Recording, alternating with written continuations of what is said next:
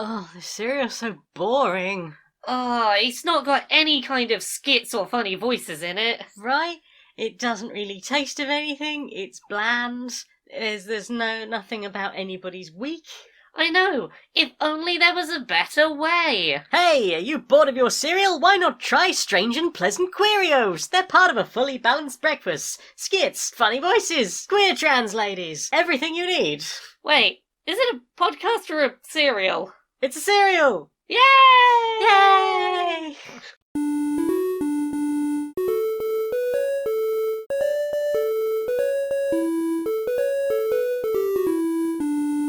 Greetings, strangers, queer and pleasant. I'm not Laura K. Dale. And I'm not Jane Aerith Magnet, and welcome to another episode of Queer and Pleasant Strangers. It's that podcast where two queer trans ladies tell you about their week and have a bit of a giggle while doing silly voices and skits and whatnot. How are you doing, Jane? I'm doing alright. You're doing alright. I'm doing alright. How are you doing? I am still busy.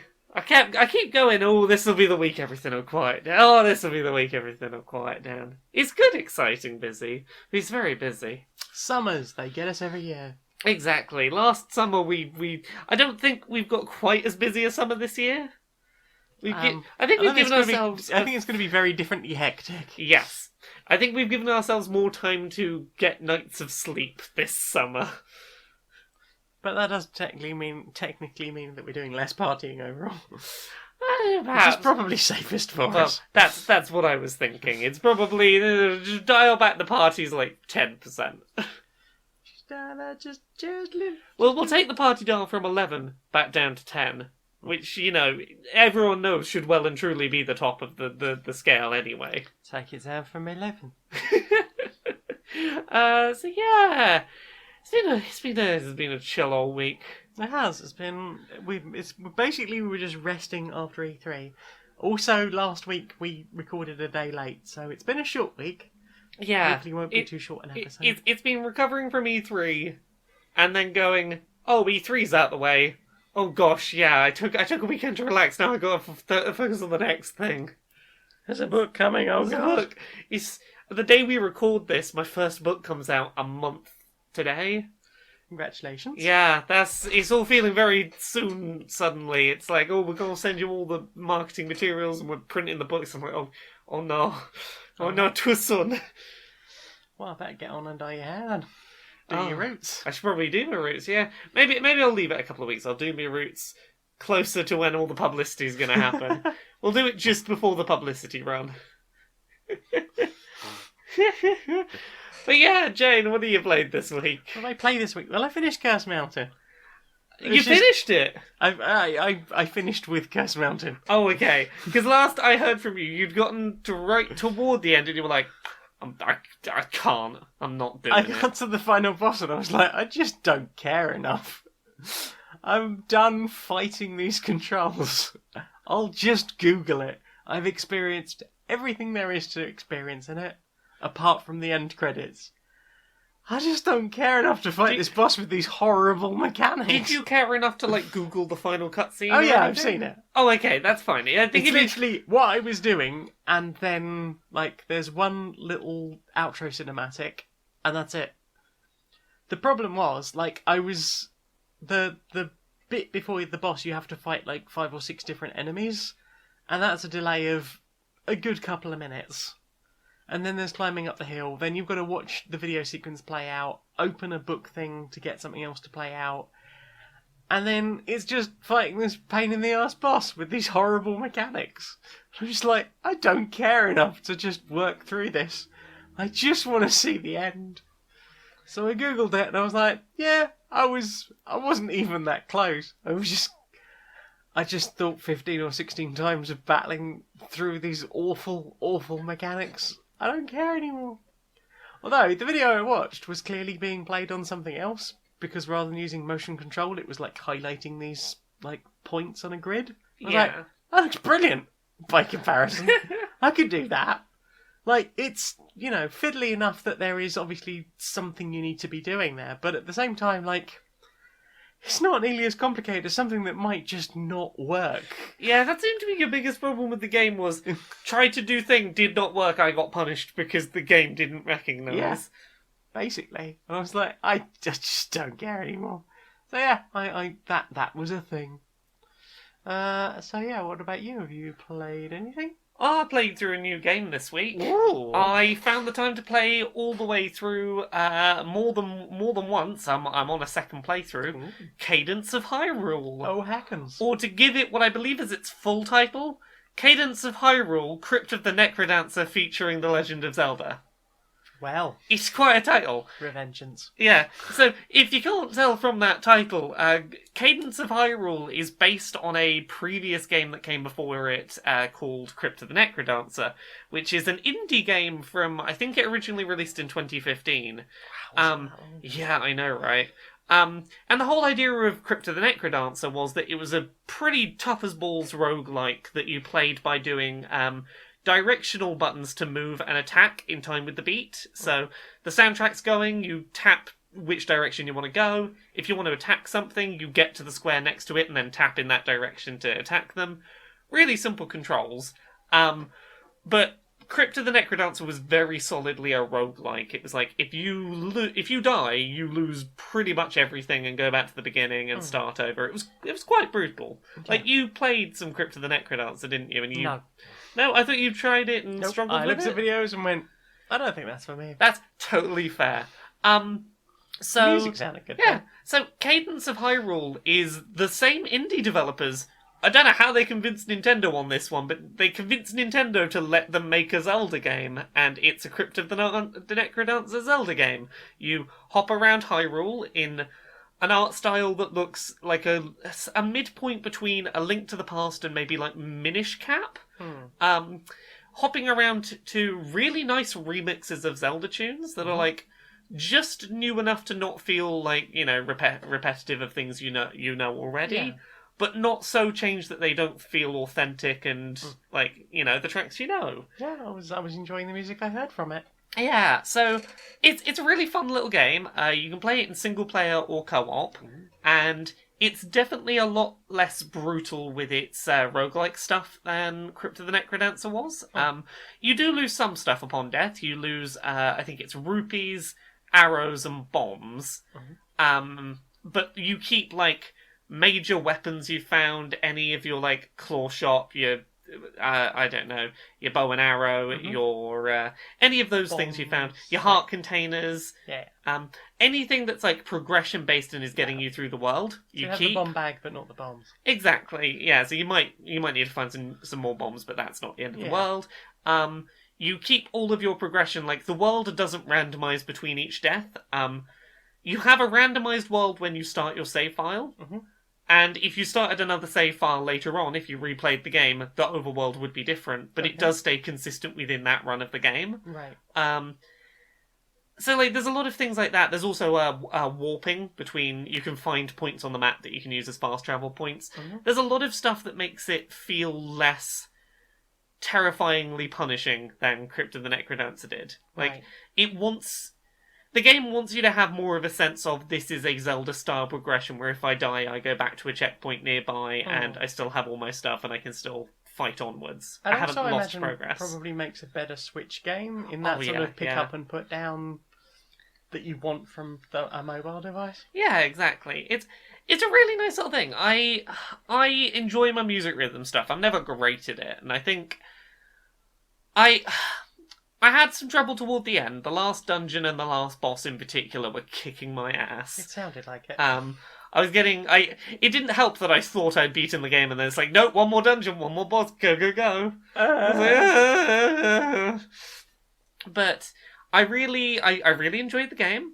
I really enjoyed that you can, from moment one, play as either Link or Zelda. I played through my whole first playthrough as Princess Zelda. I think twice during the playthrough I had to switch to Link so that Link could press a switch that only Link could press and then switch back. Because he was the hero? No, because there's one dungeon that requires both Link and Zelda. Okay. Where, like, if you played as Link, you would have to once or twice swap to Zelda to be like, that is the switch that only she can stand on. Like, I think it's because they want you to have found the other party member before you go and fight the final boss. Right. And that's a good way to ensure that you don't reach that boss without having having found the other character and unlocked them in your playthrough as an optional player. Additionally, there's one pretty cool boss fight mechanic that uses hey, you don't have to switch between characters to do this boss fight, but switching back and forth would make it easier. But other than those couple of minor examples, I played through the whole game as Zelda, and I never felt like the game was robbing me of this being Zelda's adventure, where Zelda got to go out and fight all the creatures with her stuff. It wasn't get out of helling you. No, it didn't do get out of hell's thing, where it's every single cutscene references how Gat saved them and ignores the fact that I played as Kinsey and saved them.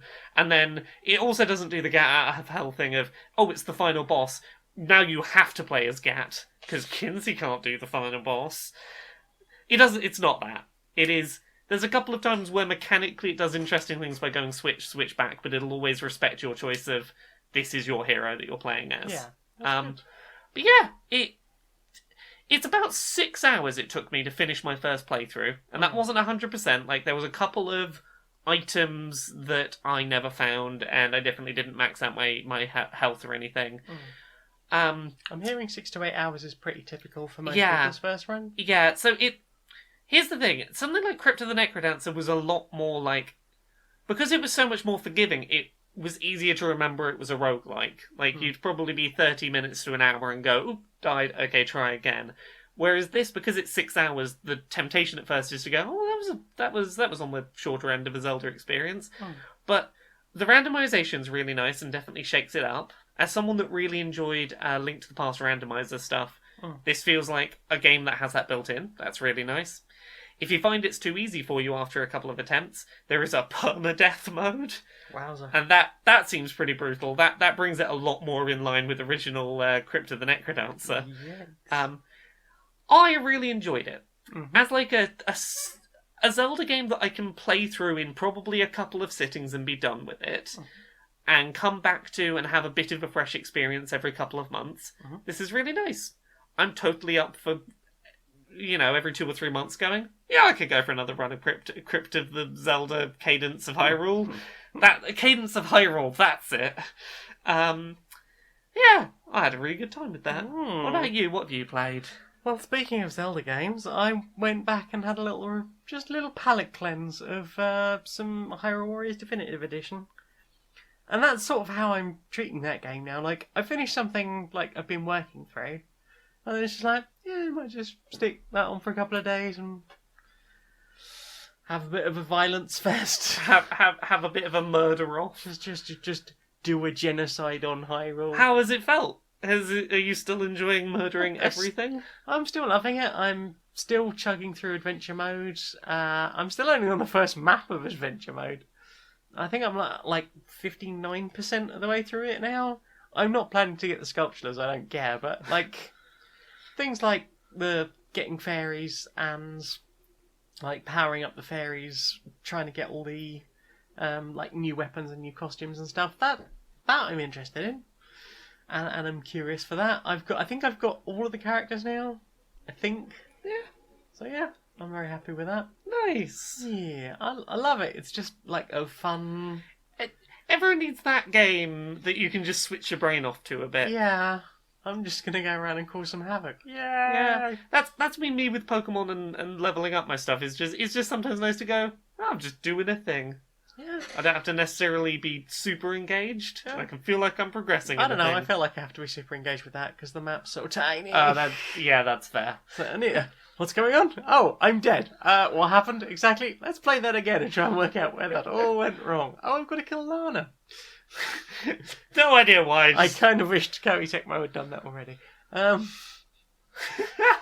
With your self-insert bullshit. Yeah, it's a Linkle game though. I'll have a Linkle game. I don't mind Linkle, and I actively love Linkle. Yeah. And I don't mind most of the villains they inserted. Most of the villains felt fitting with the Zelda series, the guy in the dragon armor, the sort of basically the human equivalent of Volvagiva, the dragon from Ocarina of Time. Yeah. But as a man in armor, I was like, that's cool.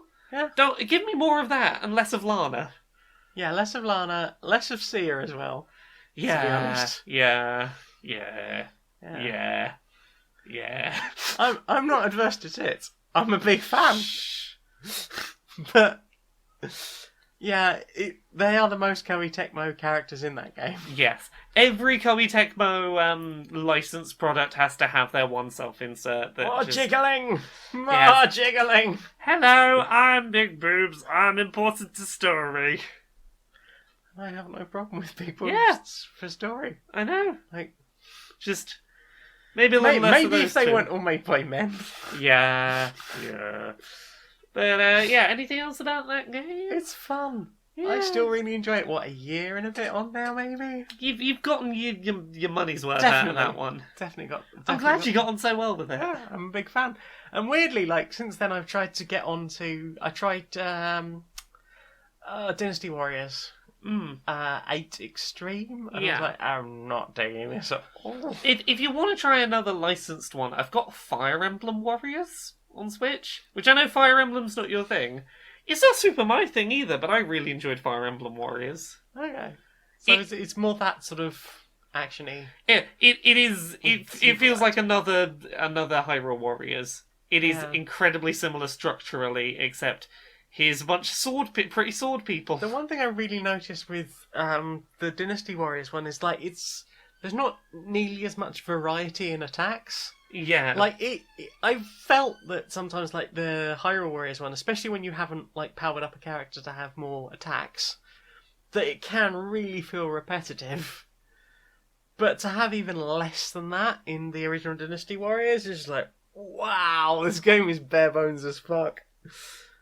Like it's a nice power fantasy, but there's not enough variety for something that is that basic.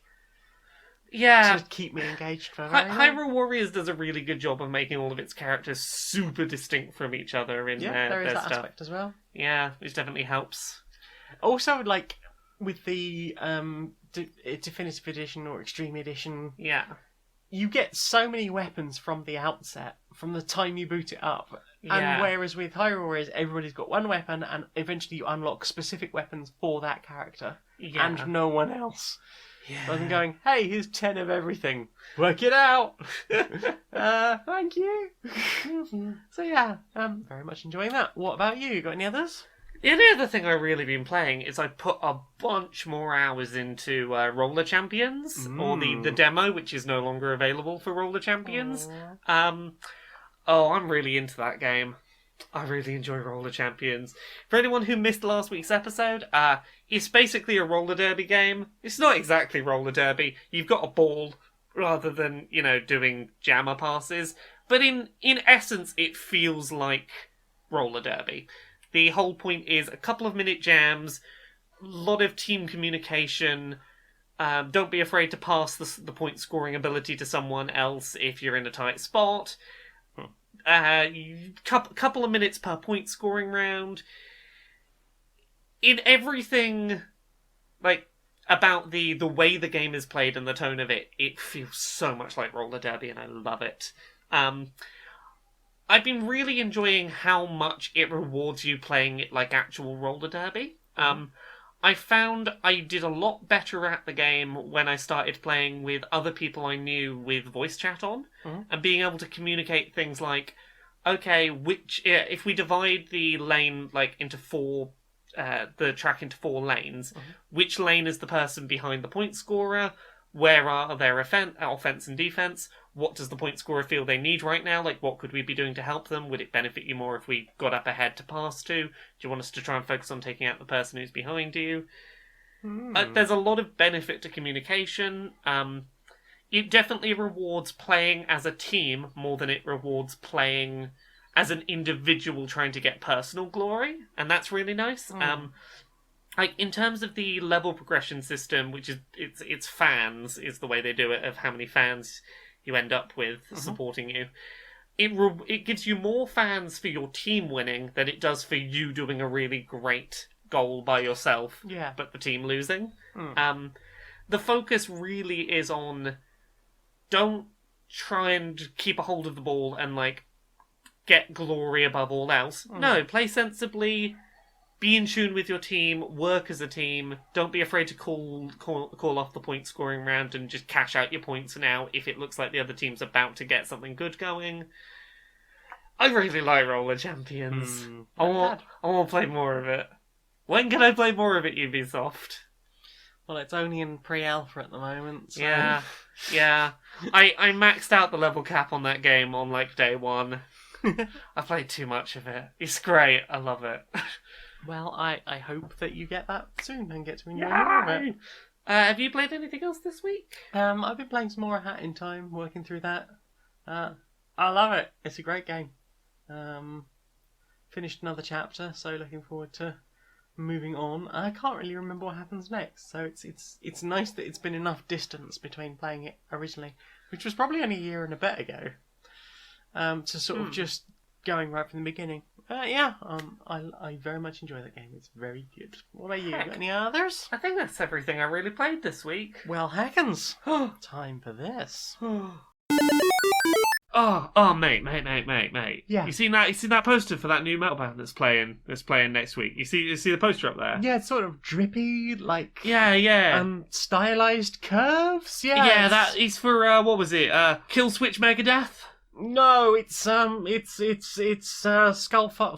Armchair, isn't it? No, can't you see? That's the. Actually, no. Now I'll look at it. Yes, I'm trying to read. You see that? there, Yeah, see that letter there? It looks a bit more like Ultimate Death Revival Death Extreme. I'm struggling to make the letters out. No, they've broken up. They can't be for them. Yeah. No. Oh, I know this. I recognise that bit there. That is a commentary on Radical Squirrel Explosion. Oh, Radical Squirrel Explosion. All of their stuff, they always use that little splatter there at the top, you see? Yeah, but like, where's the squirrel though? Exploded. Oh, I don't know. Radically. I'm okay. I'm gonna give this one more shot. I'm pretty sure it's titanium brain screw. Cause see, that's the T. Yeah. And that's the B, and that's the S. So it's got to be TBS. It's titanium brain screw. Is that a mess? Excuse me, you two. Can I help at all? Oh yeah, we're just trying to work out what band this poster's for. That's the gallery owner's preschool child. They seem to have just thrown paint at the canvas there, and by canvas I mean large bit of poster paper. Do they play metal though? They have been over there in the corner hitting that radiator with a stick. So that's pretty metal. Yeah, right on. Free metal. Right on. Have you suffered an accident that wasn't your fault? Yes, I have. Have you been injured in a way that was bad and hurty? Yes. Were you involved in something that was not your fault but has done you an injury? This sounds exactly like me. Were you caused to have time off work? Yes. Oh my god, are you okay? I mean, like, is there anything I can get you? Do you need, like, grapes or something? People like grapes when they're recovering, right? Do you want some grapes? Or... I thought you were going to have some kind of advice for, like, getting me money for this or something. I thought you had a plan of action here. I've got some soup if you like some soup. Would you like some of my soup? I made this yesterday. It's very good. Okay. I've got I can put some crusty bread on there for you. I would like some soup, yeah. but do you need someone to change your dressings? Yeah, but do you know anyone that can get me compensation? This isn't America. Oh, okay. I'll take the soup then. So, what have you watched? Not much this week. I've been too busy to really watch much. Same. I continued watching Hunter x Hunter, that anime that I've been watching, the 2011 one. I have an episode half paused over here on the other monitor from where I was watching it earlier. Spa hot tub? No, it's a mist that is being used to attack the pigman. No. He will not see his attack. Well, he's a bad pigman. Oh, okay. Well, fuck him then. Okay, so okay, general. Just the whole range of emotions. Yeah, that was a lot to take in. Show continues to be really, really enjoyable. I keep being caught off guard by the way that it responds to certain things and the interesting subversions of expectations. Currently, I am watching an arc about a colony of what they called chimera ants, which are basically a species of ants that will, when they have offspring, transfer a bit of the DNA of what they consumed before having the offspring into their offspring. So they can end up gaining traits of other species as they grow. Mm-hmm. So some of them decided to eat some humans, and now they're smart, and now it's like, oops, we gotta go stop this army of very aggressive and angry humanoid / animal ant people from being able to give birth to their king, because if they do, shit's gonna go down. Ooh. That sounds like quite a storyline. Yeah, this is. I'm how far am I in? I'm like 80 something episodes into this show. Wowza. 88 episodes in. Jinkies. Out of 120 something. Okay, so you're not far off now. I'm like 2/3 of the way through this show. Is the series finished or? So as I understand it, the show is finished. Right. There is a manga that does continue beyond the end of the show, but the show ends in a place that is apparently satisfying enough to go like, yeah, that could be an ending. Okay. Like, the way someone described it to me was being similar to like Steven Universe, and where that's currently stopped at is like, I could see how they could totally do more stories, and in other forms of media they are doing more stories, but this feels like a satisfying place to end the animated. Like, if the animated show stopped here, that wouldn't be a problem. I'm like, okay. I'm still enjoying it 88 episodes in. I'm slowly plodding through it. I'm glad. What about you? What have you been watching? Not a lot, also. I watched an episode of Cartoon Hell. Ooh, which one? It was the one we watched together, remember? I can't remember what one that was. My brain's doing a... It was the trees, but it was... They drew about bees, but it was supposed to be about trees. Yes. Yes, it was meant to be an episode about bee... No, which way around was it? It was supposed to be about trees. And they made a cartoon about bees. Yes. It was a very haunting cartoon they made about bees. There was a lot of throwing up of things by the trees, and then squirrels wearing suits made out of bees. Oh no, there was a child made out of bee armour that was going to, go avenge the bees. Yep. It was quite a thing. It was quite a half-hour story to weave. Yeah, I enjoy the few episodes of Cartoon Hell that I've seen so far, and that's on Dropout. Yeah. And I watched a load more Drawfee.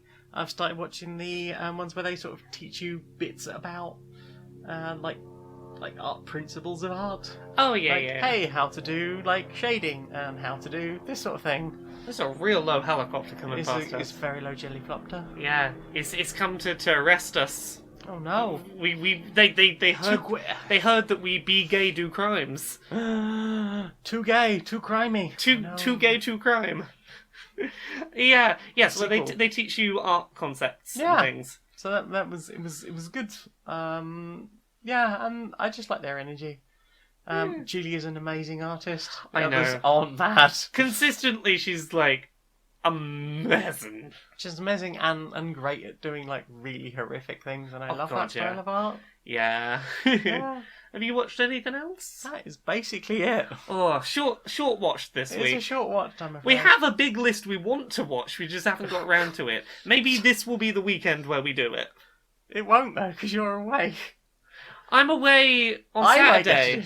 I'm away Saturday. We can watch stuff Sunday. Okay. We'll try and watch some things for next week. Hopefully it'll be a longer bit. Well then, time for this. Laura, we've got a new sponsor! Who's our new sponsor? This week's sponsor is, well, do you like compilation albums? Oh, I do like compilation albums. albums. All of your favourite tracks? Yeah. Do you like cover albums? I do, yeah. Covers of your favourite tracks, sometimes in different styles? Oh, yeah. Then I have a sponsor for you? Oh, who's that sponsor for you? The sponsor for you this week is... Now that's what I call Kazoo! That sounds amazing. Is it all my favourite tracks as played on Kazoo? Exactly. Oh. What's your best track? Oh, is Darude Sandstorm on there by any chance?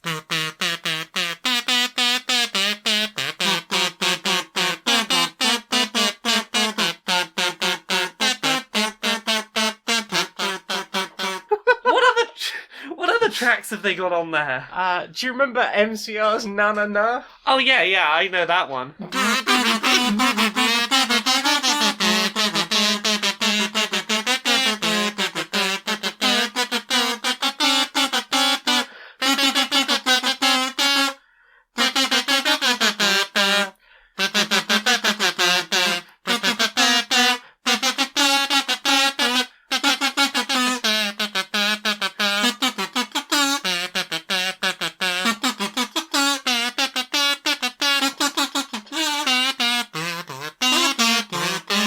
that track about the Venga bus and And it's approaching states. Yeah.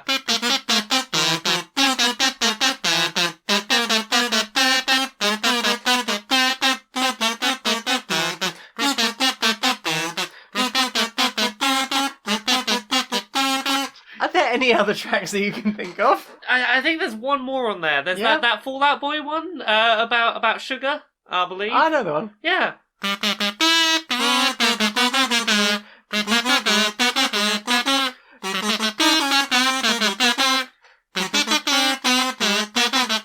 So, where can we get this wonderful album? Well, head on over to TWICK.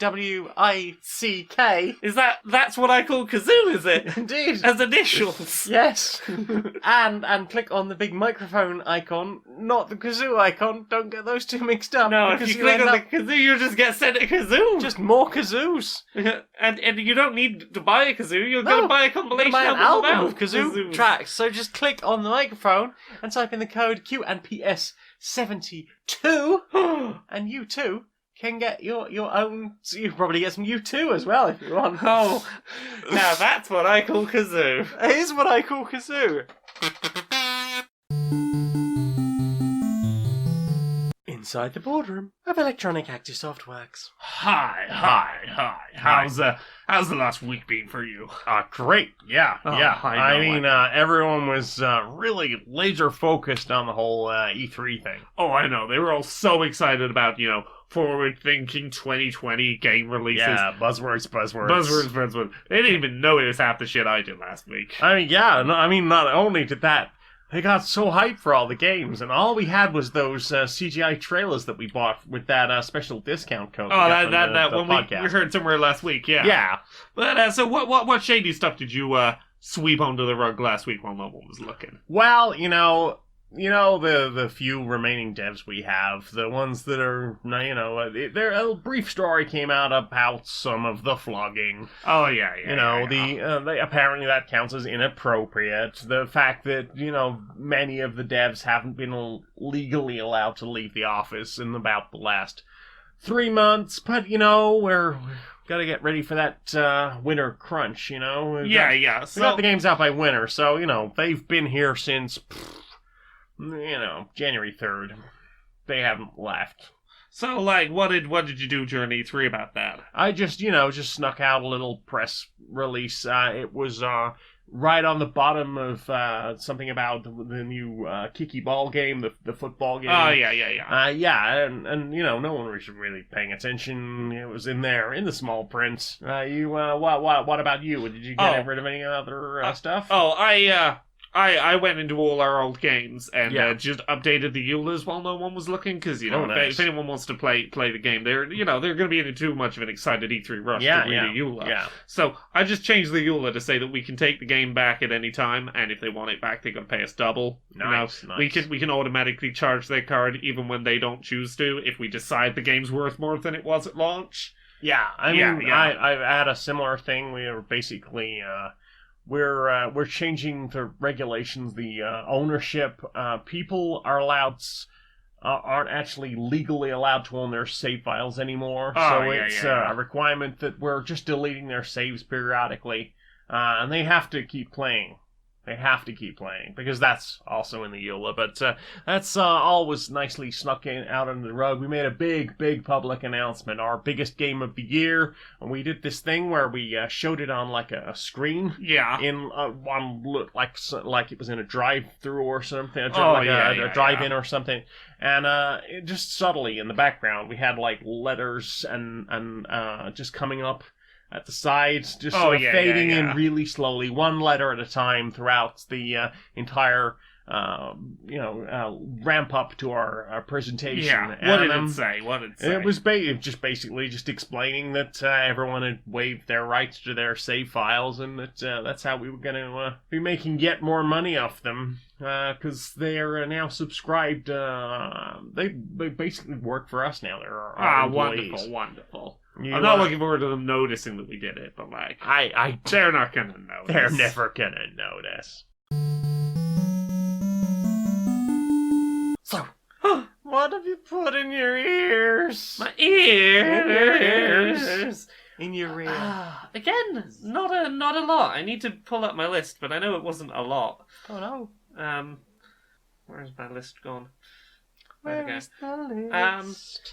So, the main thing I keep going back and listening to this week is more Neil Cicierega. Yay! You know what spawned that? Me listening to a load of news just radio while cooking on Friday night. Well, that didn't hurt. But before that, even it's been in my head since we went to that night out where they played the not Neil Cicierega version of one of those songs. What's it, the Popcorn song? Oh, they played Popcorn at the thing we went Yeah, to. they played Popcorn at the thing we went to, and in my head I was just going, "Let the bodies hit the floor, let the bodies hit the floor, let the bodies hit the floor."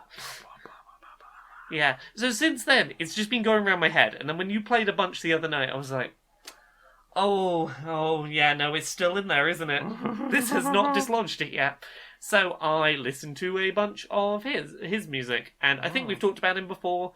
He does lots of slightly memey mashups of songs. Very memey mashups. Very memey mashups. One of his albums, if you speed it up, you can hear that Smash Mouth's All Star is playing in the background, just incredibly slowed down. Yep. That's the kind of memey trash he is, and it's wonderful. Yes, Popcorn and Let the Bodies Hit the Floor is an amazing combination. Floorcorn, it's a great track. Floorcorn. I do love the Furries track. Furries, which is off Mouth Silence. I believe so. Which is my favourite of that trilogy. I think Floorcorn is from Mouth. What? Yeah. The one that I've been really enjoying. I love Pokemon, which is just a bunch of news reports about Pokemon. Yeah, 90s news reports about Pokemon and how it's going to, be the death of children forever and a weird satanic obsession and whatnot. All sung over I Want You Back by the Jackson 5. Yeah. It works really well. It really does. He mashes up some really interesting, silly things. Yes, definitely. Have you got any particular favourite songs? TIME? Oh, yes. Which is, I'm not sure what the track it's mixed with. I think it's something by Vangelis and YMCA. Oh, It yes. changes the whole tone of the track. It's really sort of quite dark and sad. Doesn't he do a really dark, slightly haunting version of Love Shack? Yeah, I think it's called like Psycho Shack, and it's the Psycho theme tune mashed up with Love Shack. It just the change in backing track makes it sound like Love Shack is a place where you're going to die. You might have sex, but you're gonna get murdered partway through. Because that's how the horror films work, right? Exactly. It's a little known place where we can get together. Ooh. Because we're gonna die. What about?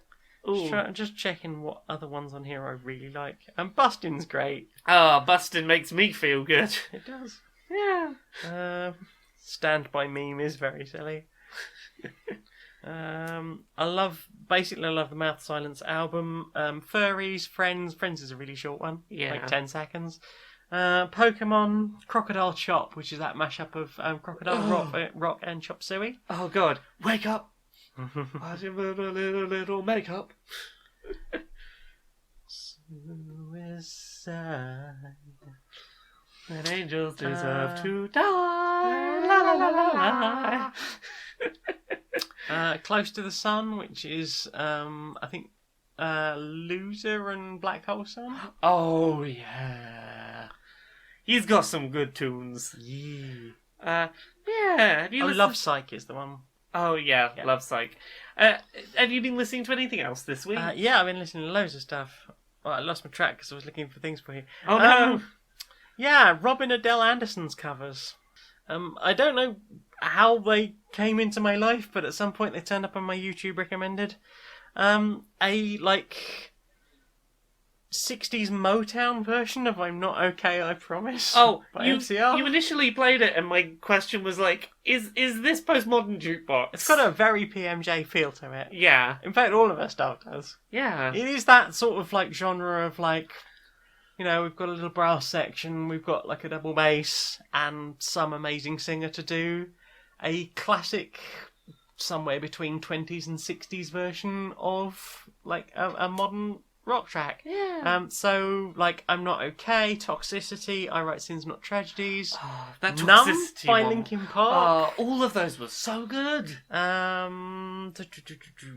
was a bunch more. Hang on. Helena, My MCR, Aerial, System of a Down, Party Rock Anthem. Last Resort, Papa Roach, In the End, Linkin Park. American Idiot, Green Day. Not my favourite one, but like, there's a lot of music. There's a lot of good stuff on there. Yeah. Have you got any others? No, that's it for me. What about you? I for some reason I got Fountains of Wayne and Mexican Wine stuck in my head, so I put that on to exercise it. Okay. It's a great tune. The lyrics are a bit like, what? Was this what you had on in the kitchen the other Yes. day? Yeah. It's about a guy who got drunk at a company party, and woke up at the bus station without his wallet or his bus ticket. Oops. And, like, he's lost some information about, like, some sale he was going to make about whatever it is he sells. Yeah. And yeah, it's the it's just beginning of him. the chorus is, I'm going to get my shit together because I can't live like this forever. Yeah. And I'm like, yeah, I mean... Big mood. I guess, friend. Yeah. I mean, at least I didn't wake up drunk in a bus station without my ticket. Yeah. That's never a good one. But yeah, and it's just about, like, just how drunk he was and how And hungover just he is now. and- getting your life in some sort of order. Yeah, I'm not sure I would ever want to work in sales, because No. most of the people I've experienced that have worked in sales have been My- reprehensible my- creeps. Well, you've got two camps of people. You've got reprehensible creeps or people who quit after 3 weeks. I was that in second I kind. was in the second camp. I didn't get sacked. I didn't quit. I was asked to stop working there because I was just about making enough to cover my train ticket to get there. I couldn't eat or drink during the day because I didn't have any money. And they were like, "Go and get another job. You're clearly not one of us." I wasn't told. Apologies. That's alright. I wasn't told to leave, but I realised I had to leave after I think like the 3rd day that I'd had to go have a cry in someone's car. Oh, no. 'Cause I was just like, nope, can't do this. Oh It's no! not for me. No, it's not for everyone. No. Too much deception. Indeed. The company I worked for told me to actively lie to people. Made me miserable. Mine didn't tell me or told me not to do that, but all the people that I knew that were doing good sales were doing that. Oh, see, here's the thing. Or using, like, very flirty techniques with customers. The people who were doing well in the company I was working at were the people who listened when they were told to turn over your ID badge so that the side with your face on is facing towards your chest, and then kind of tell a bullshit story about who sent you so that it sounds more like they're expecting you and not like you are someone cold calling them. Yikes. The further extent though was we had the police called multiple times.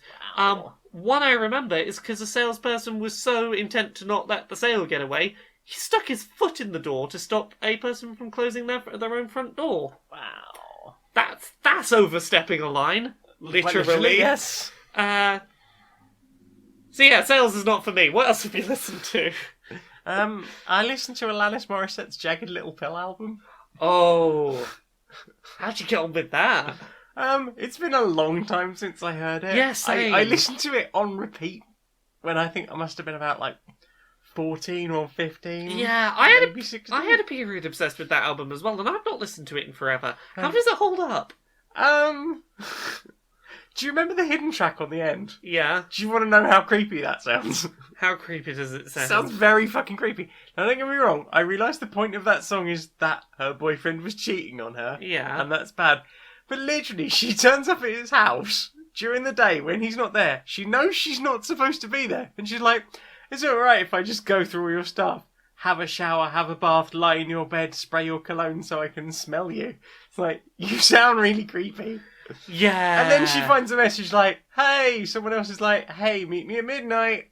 And she's like, is it alright if I just cry everywhere in your house? I guess I should go. And he's like, What are you trying to tell us, Alanis? What? She was not having a good time. Clearly not. Like, don't get me wrong. Like, cheating, definitely bad. But there's problematic. That doesn't take away the problematic content on your side as well. Yeah. What was the other one? Perfect. Do you remember Perfect? Yeah.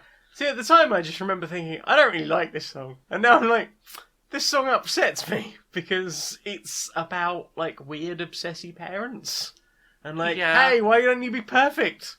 And there's that whole bit like when it like hits like its peak, and it's like, I'll live through you, I'll make you what I never was, because you're the best compared to him, her. I'm doing this for your own damn good to make up for what I'll never be. What's the problem? Why are you crying? It's like, whoa. That's emotionally intense. It's a very intense song. I don't know who it's about or what, but just like, wow. Some of it's quite nice, cheery stuff. The backing tracks in all of that music are really good. Like, there's some incredible bass lines. There's some really nice sort of like drum rhythms.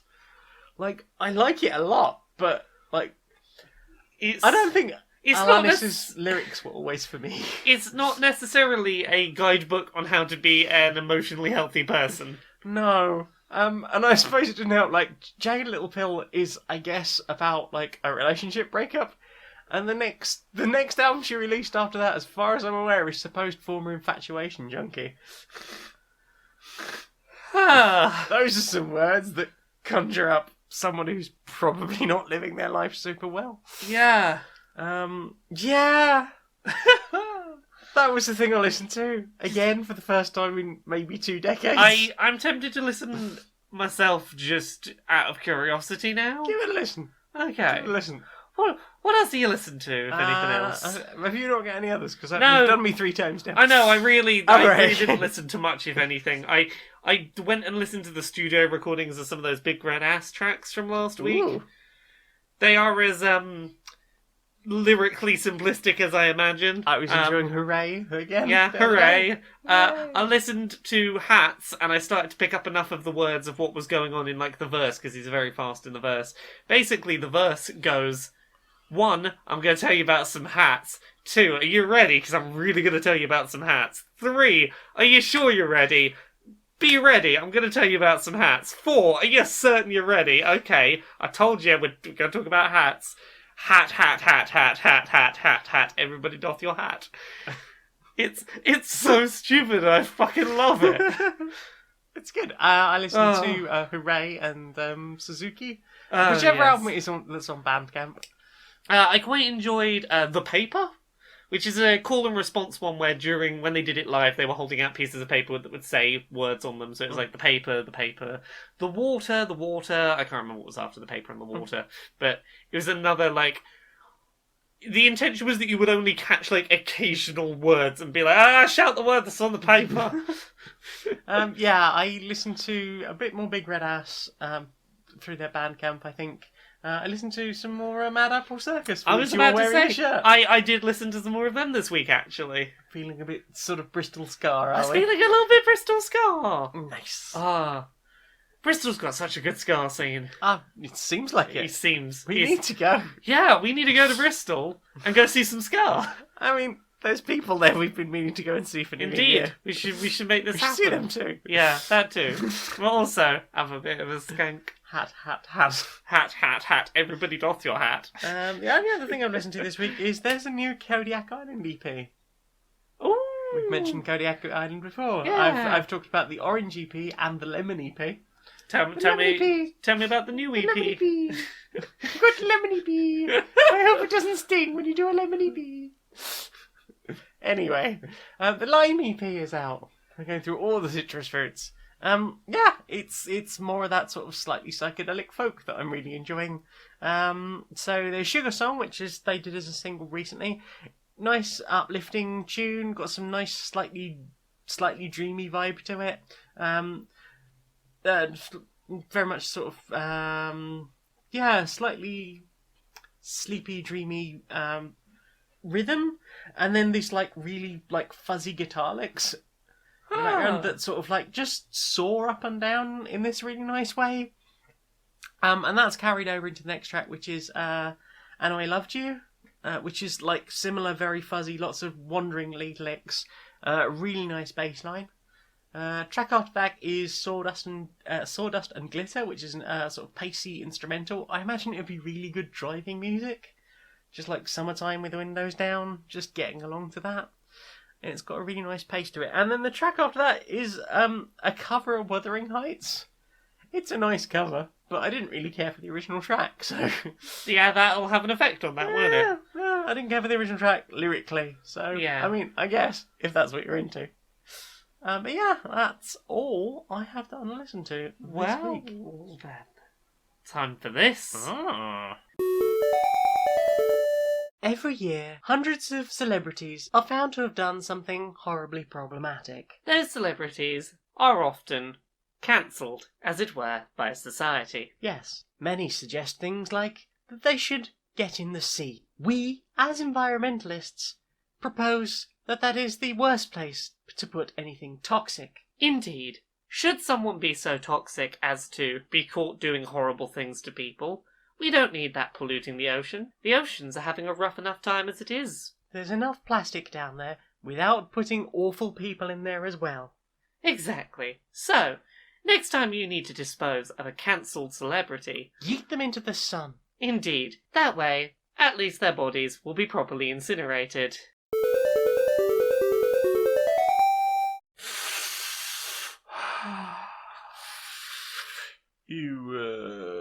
You heard about all this flooding, yeah? Yeah, right. There's all this flooding in, like, English villages, yeah? What they're saying is badgers did that. Badgers? Badgers did the flooding? Yeah, right. They built these little badger houses, but they were basically like substandard badger council flats, and the badgers just didn't live there, right? Yeah. Badgers all claiming for a second home Yeah. in all like the water protecty thing that they built to stop the river doing the thing. Yeah. Because, of course, what else would have caused, 3 days worth of rain to land, and then on that, and then cause a flood? Nothing, right? Nothing. It must have been the badgers. I've got a wild theory for you. Yeah. What if it was global warming, though? No one believes in climate change. No, it's the badgers, isn't it? Yeah. Although, you want to know about warming? Yeah. Have you ever noticed, right? Yeah. Badgers living by rivers and stuff and train lines. Badgers causing the river to break, right? Guess what lives in deserts? What? Gerbils. Is that like a badger? They're like desert rats, but they live in the desert, right? Yeah. So, gerbils causing desertification. Yeah. But you hadn't considered that, right? Nah. Yeah. Gerbils. It's the gerbils. Yeah. It's the gerbils causing all that warming. Maybe that's what all the difference in temperature is. All the gerbils, and then the badgers just coming along like, oh, it's too hot here, flood. Yeah, that's gotta be it. Gotta be, yeah. Question time. Time for questions. Oh, we got questions! You caught me off guard. I was expecting story time. Yeah. Have we gone back to questions this week? Just for a week. I just thought it'd be nice to have a bit of a chance. I do enjoy question time. Question time's one of my favourites. Well, that's good, because here it is. Here it is. Are you ready for a question? Yeah, I'm ready for a question. Who's got a question for us? Job. Hi, Job. Hi, Job. Would you run a marathon if you had time to prepare? If I had time to prepare, I totally would. I've been looking for an excuse to get fit enough to run properly. I was doing couch to 5k for a while, and I sort of fell out of it as the bad weather happened, and I keep going. I'm going to start doing it when the weather gets good, and then we just didn't have a summer this year. Not yet. Not yet. Haven't even had a spring yet. But, yeah, if I had time to prepare, I'd totally run a marathon. I mean, if my foot doesn't... If your foot Do would the hold thing. out.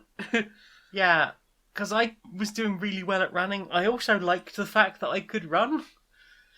But yeah, my foot fucked up about a year and a half ago now. So that's been an absolute pain in the bum. But yeah, if it wasn't so fucked, I would be very happy to get back to running and work up to something, maybe not a marathon, but certainly like a 5k. Like maybe a 10k, something like that. The Nick of Strong Style at the Nick Flair. Hello, Nick. Oh, it's Nick! I know Nick! I'd like to know what rodent do you feel a deep connection to? Okay, let's have a look. Oh, a beaver! I do enjoy beaver. Yeah, I'm a big fan of beaver. Same. Oh, the lemmings. Yeah, They're so sweet. I've always liked beavers, and like being a little bit open, I think it's just because I romanticized Canada as a kid, because family stuff and having a bit of a, like, I built it up in my head as a magical land that it's probably not actually representative of what Canada is like, but as such, I have a real affinity for beavers. You hear that, Dad? You're why I like beavers.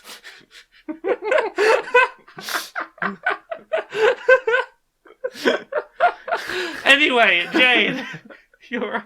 Tell me more about your love of beavers. Did you eat a beaver? Do you want me to show you some more? Did you lick a beaver? Do you want me to show you some more? Did you nuzzle a beaver? I would do many things to a beaver. Yeah, you'd enjoy a nice beaver.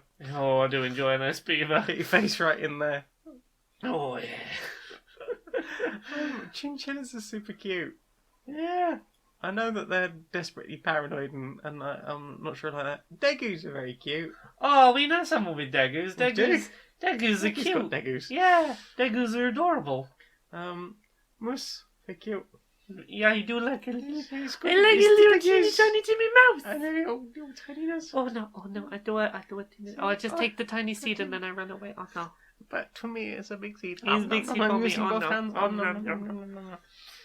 Hams. I do love a ham. Oh. Shoving its face full of food. Smelly mood.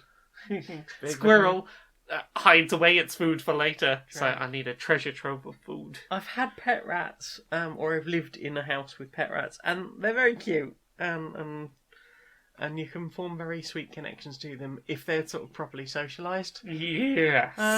Squiggles are great fun. They've got those big bushy tails. I don't know. There's so many cute I rodents. think that's a good short list. Hams. I'm going with hams. I'm going with beavers. Because I love beavers. Can I nuzzle your beaver? Oh, you can nuzzle my beaver. Yay! Anyway. Okay. TV. Becky too here would like to know what superpower would you hate? Oh. Telepathy? I would hate... If it was always on. Yeah, I would hate always on telepathy because my brain is already too loud with all of the sensory inputs. I don't need to also hear every single person's thoughts overlapping at once. Yeah, that'd be too much. If it was directional, maybe, but like I can't deal with hearing the buzzing of the electric light and the car outside at once. Like, that's no good. It's less than ideal. Wouldn't want the Midas touch either. No, you couldn't give yourself a good rubbing with that. Could No. you? Well, I think those are probably the worst ones. Yeah. And Plush What Loves You Lots. Plush What Loves Me Lots. And Plush What Loves You Lots. Ah. What's your favourite bad movie? Oh. Okay, I know the answer to this. It's Power Rangers the Movie Turbo. It is the second feature-length Power Rangers movie, and it features a terrible plot that I remember so little of. All I really remember is that a young kid gets to be the Blue Ranger because he's accidentally under a hospital bed while they're having a conversation about being Power Rangers, and they are lacking a Blue Power Ranger. And as a kid, that movie was like, I could be one! I just have to accidentally overhear a conversation and I could be a Power Ranger. Aww. So I have like a ludicrous, stupid attachment for that objectively bad film. What about you? I mean, are they bad movies just because they're B movies? Like, What you thinking? the stuff? The stuff is great. The stuff is great. But it's not a good movie. Yeah, I think that counts. That is not a good film. It's a great film. Absolutely. It's a great film. It's not a good film. No. Like Hellraiser 2? Hellbound? Oh, okay. Like, that was the first Hellraiser I ever saw, and I fucking love it. But, or I did when I was a kid. I've not seen it recently. It might be fucking awful. Yeah, and then Silent Hill, I know a lot of people consider that to be an objectively bad movie, but, like, the rest is Dream's fan edit is really... It's much more cohesive. I love it. I've espoused I've espoused the virtues of that on here before. I believe so. It's good. Yeah. What else have we got in the questions? Cody Emrys would like to know, if the apocalypse happened and you two survived, what would you do? Create the biggest fucking party we could with what was left. Yeah. I could imagine, like... Make Party Town. Yeah, I'm picturing, like, we fill up, like, an entire auditorium with ball pit balls. Yep. So we have, like, the biggest ball pit. Yeah. I think that we create the golden glitter shower. Mm-hmm. Yeah. I think that'd have to be glitter wrestling. Yeah. But it bio-glitter. Yeah, bio glitter, of course. Yeah. All of the big, huge balloons that I can do a big hug to. Yeah. Big, huge sound system. We'll find the dupe warrior. I was Just gonna be like, we're borrowing your stack. Alright. Yeah. Well, it's the end of the world. If the world's fallen apart, like, who's gonna stop us stealing, like, I don't know, the sound system for, like, a Reading festival or something? We'll steal, like, the O2 sound system. Exactly. You see what I mean? Maybe we'll build a village inside the O2. Yeah, we'll put all the ball pit balls and the glitter wrestling inside the O2 with the O2 sound system. We'll hook it up to just, like, a standard headphone jack so that we can just, like, have our phone control. Who's having the aux cable tonight? What else? What else do we need at this party? Bubbles, obviously. Oh god, bubbles, yeah. Smoke machine. Laser lights. Food and drink. Yeah. Snacks, a chill out area, lots of, just cushions. Oh, like an entire section that's just, like, duvets and cushions. Duvets and cushions. Like, you can make a literal nest for yourself. Yeah. Have, like, a pillow fort. Yeah. A selection of people who had been found to break any of the laws of our town hanging by their legs outside. What else do we need? We'll get all of those ska bands from that event we go to. We'll get all them. Yeah. Big Red Ass can come play. Big Red Ass can come and play. Just like a non-hierarchical commune. Yeah. Okay, that's what we're doing at the end of the world. Come join us. Come join us for Communist Party. Come live in the queer and pleasant commune. Every night at bedtime. Do. Oh, you know what we need every night at bedtime? Everyone a cup of tea. It's time for bed. I was going to say, bedtime for everyone. We get that guy that we met at that late night event that reads children's stories to people who are slightly fucked. We need him. We need the lovely Xavier to come and read everyone's stories before bed at our lovely commune. But what if the pigeon did drive the bus? What if? Maybe when we have a commune, I'll get outvoted and the pigeon will be allowed to drive the bus. Yay! I suspect it will go poorly. Aww. But it was so sad when it wasn't allowed to drive the bus. I know, but it doesn't know how to drive the bus. He doesn't know proper bus safety. But okay, what if it was a small bus that we trained? What if we just trained the pigeon to drive the bus? So if that's the case, then I will say yes, the pigeon can drive the bus. Yay! But in the book, the pigeon does not know how to drive the bus. Well, I'd have let the pigeon drive the bus. Just around a little bit. It seems just mean-spirited not to let the pigeon drive the bus. Anyway. It seemed very mean-spirited for the pigeon to be told, no, I don't want you to drive my bus, and then for him to keep asking and trying to mislead the public into letting him drive the bus he wasn't supposed to drive. I suppose. But I just I felt compassion for the pigeon. I know. I realised it should have just accepted the thing, but... I know. Sometimes you have dreams and goals. Anyway, do you want to write a storybook about a pigeon that gets did to get to, in fact. Yeah, you can write that if you want. I'll help. Yeah. Anyway, do we have any other questions? Lucy, what's your favourite cooperative board/card game? Cooperative. Legendary Encounters? Alien? Oh, yeah. It's a lot of setup, and it's difficult, but that is a really fun co-op board card deck builder game. Pandemic? I've not had a chance to play it, but I've heard positive things. Tiny Epic Zombies can be? Oh, yeah! Actually, Tiny Epic Zombies is really fun as a co-op game. I think we've talked about it on here before. You've got a little board. You manage your little figures running around trying to stop zombies getting into the centre and killing everyone. While trying to complete 2 tasks. Yeah, it's a lot of fun. There's lots of nice randomisation in that. Yeah. I would be interested if they ever did an expansion pack. Yeah, we should look into Because that. I know they do expansion packs for some of the other Tiny Epics. Yeah. But yeah, I was very, very much enjoying that one. Tricky.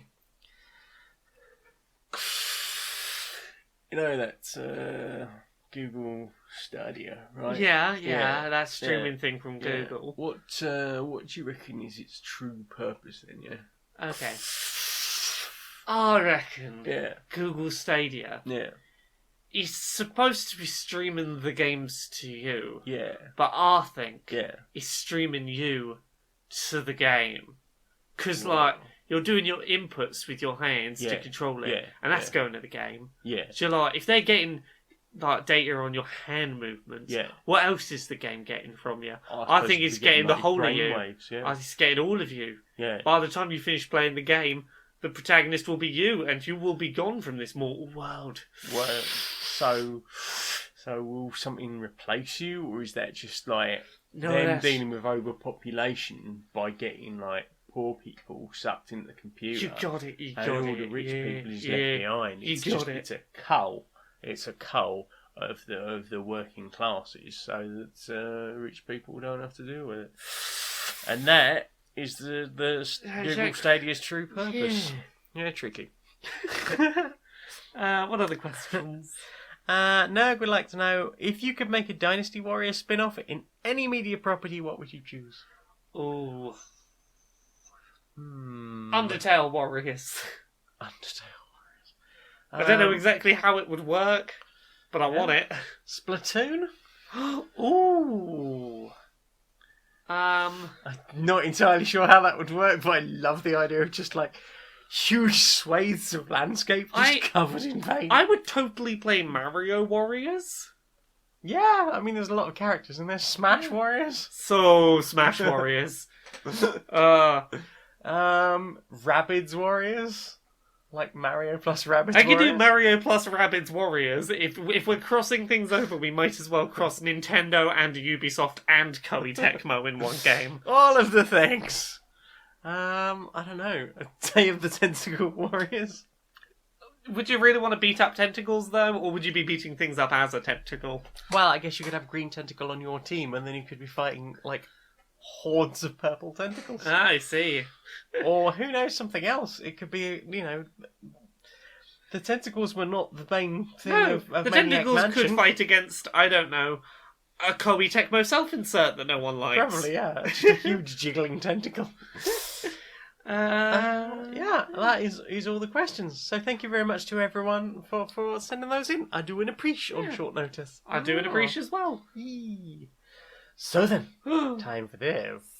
Do you know what I want to see more of? What do you want to see more of? Social Justice Warriors. Alright, Larry. Alright, Barry, how you doing? Yeah, not too bad, mate, not too bad. How's your week been?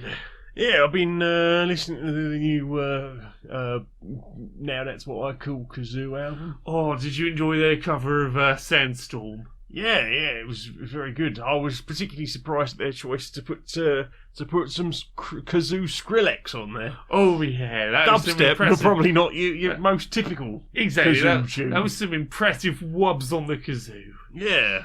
So you've been up to much? Oh, I've been on Twitter recently. Oh, I Yeah. know. Why'd I do it? You started yourself, mate. Well, I caught a bit of the discourse that's going on because Pride Month's going on. And we're having one of these discussions that pops up every year, and it's, it annoys me every time it comes up.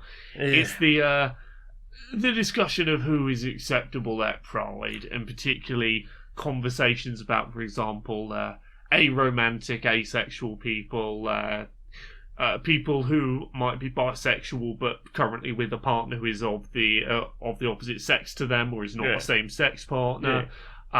Non-binary people, for example, getting told that they don't have a space at Pride. A lot of these groups are told that they don't have a space because, well, yours is an invisible gender or sexuality difference.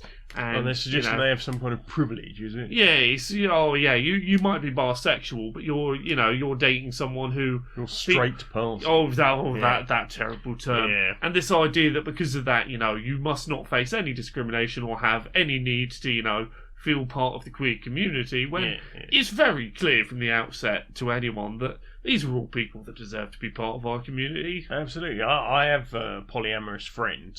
She's been in a relationship with a man for a while now, and she's recently got herself a couple of girlfriends, and she's like saying this will be the first year that she could go to Pride and not have that judgment of straight passing then. Yeah, and it's a real insidious thing because it leads to people who have every right to be at Pride.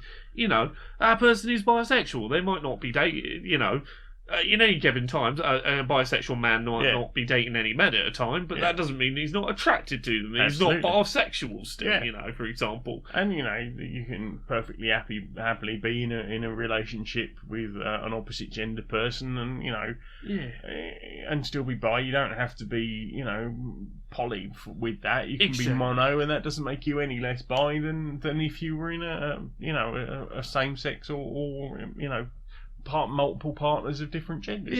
Yeah. When we get to talking about like say asexual people, for example, or aromantic people, those are still things that are generally not considered societally acceptable. Still, they're still finding a place. Well, I mean, like I would like to point the people in the LGBT community who are ace exclusionary at the comments section for anyone who is openly ace or aero or even demi, and go, well, you're not this, that, or the other. It's like, no, and they very much belong here. Yeah, you often see people who are ace, for example, being told, it's this idea that you just haven't found the right person yet. You will eventually change how you feel, and that can lead to them being pressured in relationships or or feeling like they're broken. Exactly. When they are perfectly, complete people. I still don't feel like, as a society, we've reached a point where people can go,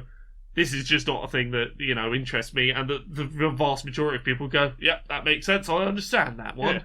And as such, I think this whole exclusionary attitude of, who should or should not be at Pride, there's a few things we can agree on. Turf shouldn't be at Pride. Nope. Because they are exclusionary, they are there to be angry and offensive and upsetting to people who deserve to be there. Trans-medicalists. Trans-medicalists. Police, because it has been proven they don't fucking care. They will protect people who are a danger to the literal LGBT. neo-Nazis, recently. Yeah, literal neo-Nazis are protect turfs. They were, before they'll protect other vulnerable minorities. Yeah.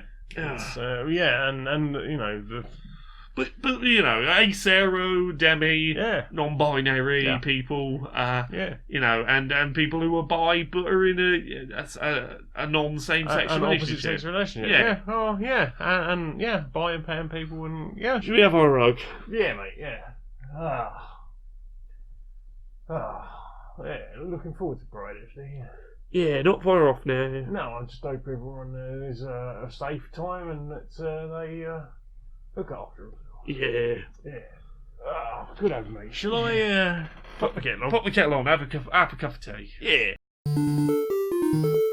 Laura, Yes? where can we find you on the internet, darling? Laura K Buzz pretty much everywhere. Laura K Buzz on Twitter, Twitch, and YouTube. You can find me streaming Mondays, Tuesdays, and Fridays at twitch.tv/Laura K Buzz. You can support the work that I do by throwing me $1 a month or more if you can, or less if you can't afford to. It's no problem. To patreon.com/Laura K Buzz. That's what pays the bills. You can also find all of my work on laurakbuzz.com, where I post links to everything that I do. What have I had up recently? I did a review of Cadence of Hyrule. I had a piece for Sci-Fi about the ladies of the MCU that I think would be quite dateable, and just a good excuse to chat a bunch of gay feelings. I did a second episode of Laura K Buzz, will be on My Brother and Me. You should check that out. You should definitely be on my Bim Bam. I'm gonna be on my Bim Bam. Laura K Buzz is going to be. It's right there in the title. Yeah, Laura K Buzz will be on My Brother and Me, of course. So I would suggest listen to that now and follow it. I think you should do that thing. I've also got some books. Things I Learned from Mario's Butt, which is coming out at the end of the summer, hopefully. Uncomfortable Labels, which releases on July 18th as a physical book, and August 18th as a audiobook. Heck, that's like a month away. Right? If you wanna get a copy in person the week that it releases and get it signed, I'm gonna be at CoxCon in Telford with some copies. We're going to be at CoxCon. Yeah, we're gonna be at CoxCon. We're going to be at CoxCon. We're going to be at CoxCon. It's not about ding-dongs. I'm also going to be doing something in London, hopefully, on the 17th of July. Pencil that date. I will have more information soon. And I will be at Trans Pride Brighton. I said the emphasis on that weird. Trans Pride Brighton. I'm going to be there in the grassy area with a bunch of books if you want to get one or get one signed. Other than that, Dice Funk, it's a Dungeons & Dragons podcast. Every season's a self-contained story. Season 6 is about to kick off. I think the first episode goes up the same day as this goes up. I think that's everything. Heavens. I got a lot of stuff. Many things. Oh, Tonal Whiplash. It's an interview podcast. I did an interview with Left at London. I did one with Brental Floss. Who will the next one be? Who knows? I've got a bunch in the bank. What about you? I am Maniac Janiac on Twitter and YouTube. I'm on soundcloud.com/JaneErisMagnet, where you might be listening to this now. I'm also on Badly Designated Heroes, which is a 5th edition D&D real play podcast, where we fight rats a lot. Stuff is happening, big things are happening. We did a record on Sunday night, and I'm excited because I feel like we're really getting to something.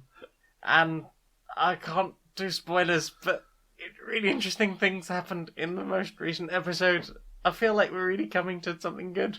Hooray! And there was a species in that wasn't a rat, and I can't spoil, but yeah. I'm excited. Yee! Also, I'm Stoned Monkey Radio, patreon.com/Stoned Monkey Radio and stonedmonkeyradio.blog, and paypal.me/Jane Magnet if you want to send me some pennies, because I could really do with those to do keeping.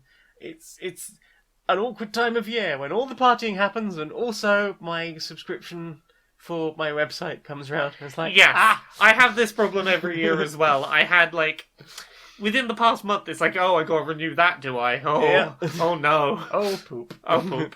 Expensive. Oh yes. Yeah, so there are those aspects. So yeah, and thanks to everyone who has Patreoned me already. Yeah, thank you to George Holt, my first Patreon. Everyone else will get properly credited at the end of the month. Hooray! I would like to credit That's everyone who pledges. supports me on Patreon. But yours would take considerably longer than mine. Mine would be a considerable outro of its own. Yes. But I appreciate you all. Thank you very much, everyone, for your support. I do. It means the world. It means that I can afford to keep doing this. Yeah. I've been doing it. We're coming up to the end of my first month. I'm like, I might just about be able to survive. Hooray! You put out some really good work recently. I am excited as fuck for some stuff that's coming up. Maybe around the before my book comes out. Just be on the lookout for cool shit. I mean, you've already done cool shit. I know. It's nice to see that you're, like, feeling so good about the work. I'm enjoying that. Yee.